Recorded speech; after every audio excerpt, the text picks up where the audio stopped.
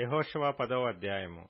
యెహోషువ హాయిని పట్టుకొనిన సంగతియు, అతడు యెరికోను దాని రాజును నిర్మూలము చేసినట్టు హాయిని దాని రాజును నిర్మూలము చేసిన సంగతియు, గిబియోను నివాసులు ఇశ్రాయేలీయులతో సంధి చేసుకుని వారితో కలుసుకొనిన సంగతియు యెరూషలేము రాజైన అదోనీసెదకు వినినప్పుడు అతడును అతని జనులను మిగుల భయపడిరి. ఏలయనగా గిబియోను గొప్ప పట్టణమై రాజధానులలో ఎంచబడినది. అది హాయి కంటే గొప్పది. అక్కడి జనులందరూ శూరులు. అంతటా యెరూషలేము రాజైన అదోనీసెదకు గిబియోనీయులు యెహోషువతోనూ ఇశ్రాయేలీయులతోనూ సంధి చేసియున్నారు. మీరు నా యొద్దకు వచ్చి నాకు సహాయము చేసిన ఎడల మనము వారి పట్టణమును నాశనము చేయుదుమని హెబ్రోను రాజైన హోహాము నొద్దకును, యర్మూతు రాజైన పిరాము నొద్దకును, లాకీషు రాజైన యాఫీయ యొద్దకును, ఎగ్లోను రాజైన దెబీరు నొద్దకును వర్తమానము పంపెను. కాబట్టి అమోరీయుల 5 రాజులను, అనగా యెరూషలేము రాజును, హెబ్రోను రాజును, యర్మూతు రాజును, లాకీషు రాజును, ఎగ్లోను రాజును కూడుకొని తామును తమ సేనలన్నీయు బయలుదేరి గిబియోను ముందర దిగి గిబియోనీయులతో యుద్ధము చేసిరి.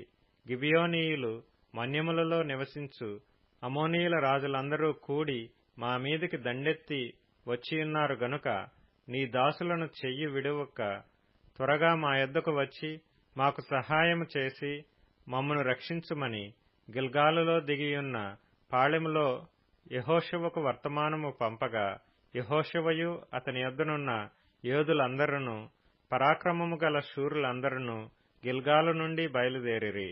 అప్పుడు యెహోవా వారికి భయపడకుము, నీ చేతికి వారిని అప్పగించియున్నాను, వారిలో ఎవడనూ నీ ఎదుట నిలువడని యెహోషువతో సెలవీయగా, యెహోషువ గిల్గాలు నుండి ఆ రాత్రి అంతయు నడిచి వారి మీద హఠాత్తుగా పడెను.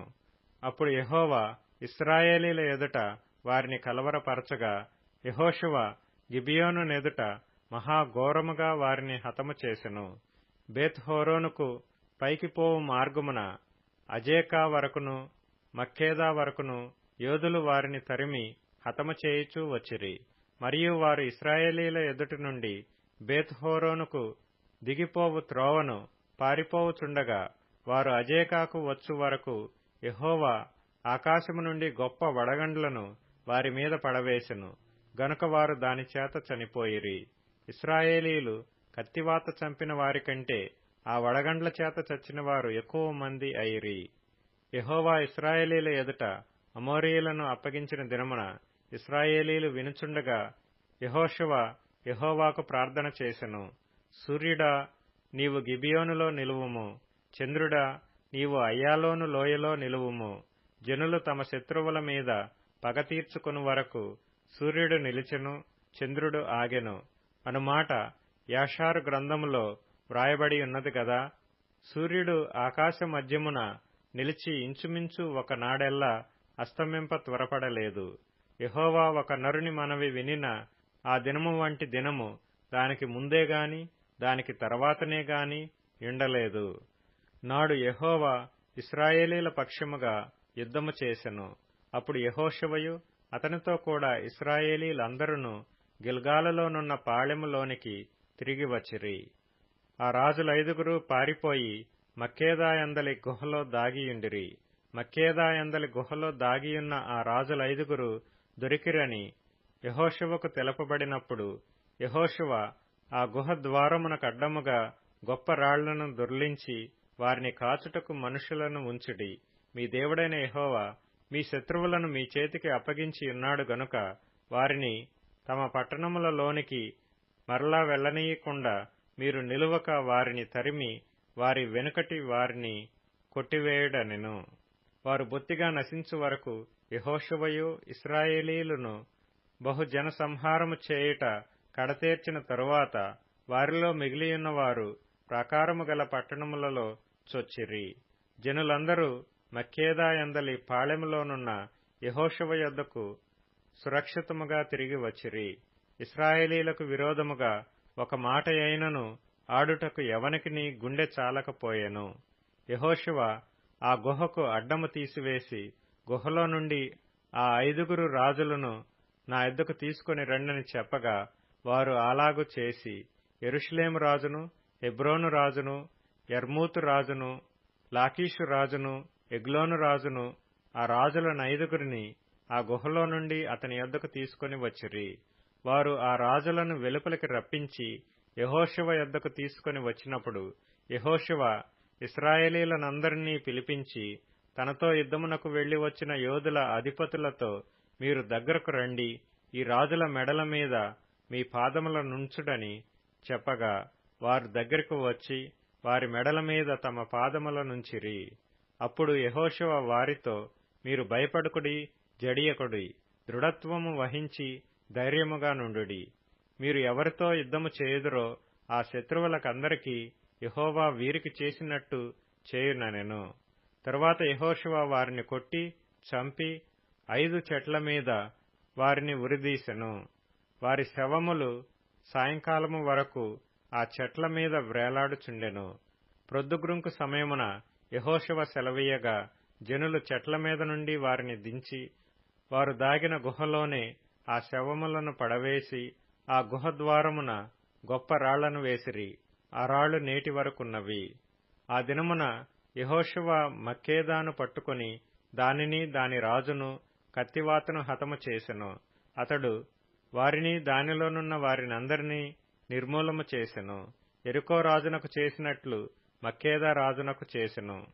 యెహోషువయు అతనితో కూడా ఇశ్రాయేలీయులందరూ మక్కేదా నుండి లిబ్నాకు వచ్చి లిబ్నా వారితో యుద్ధము చేసిరి. యెహోవా దానిని దాని రాజును ఇశ్రాయేలీయులకు అప్పగింపగా వారు నిశ్శేషముగా దానిని దానిలోనున్న వారినందరినీ కత్తివాతను హతము చేసిరి.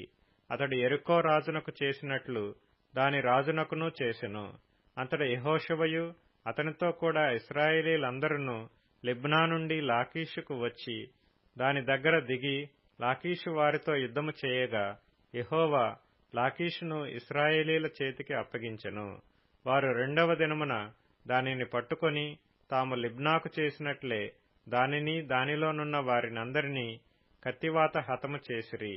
లాకీషుకు సహాయము చేయుటకు గెజెరు రాజైన హోరాము రాగా యెహోషువ నిశ్శేషముగా అతనిని అతని జనులను హతము చేసెను. అప్పుడు యెహోషువయు అతనితో కూడా ఇశ్రాయేలీయులందరూ లాకీషు నుండి ఎగ్లోనునకు వచ్చి దాని ఎదుట దిగి దాని నివాసులతో యుద్ధము చేసి ఆ దినమున దానిని పట్టుకొని కత్తివాతను వారిని హతము చేసిరి. అతడు లాకీషుకు చేసినట్లే దానిలోనున్న వారినందరినీ ఆ దినము నిర్మూలము చేసెను.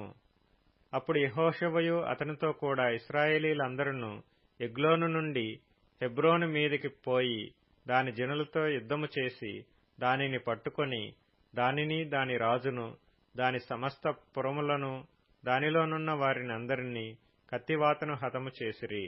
అతడు ఎగ్లోనుకు చేసినట్లే దానిని దానిలోనున్న వారినందరినీ నిర్మూలము చేసెను.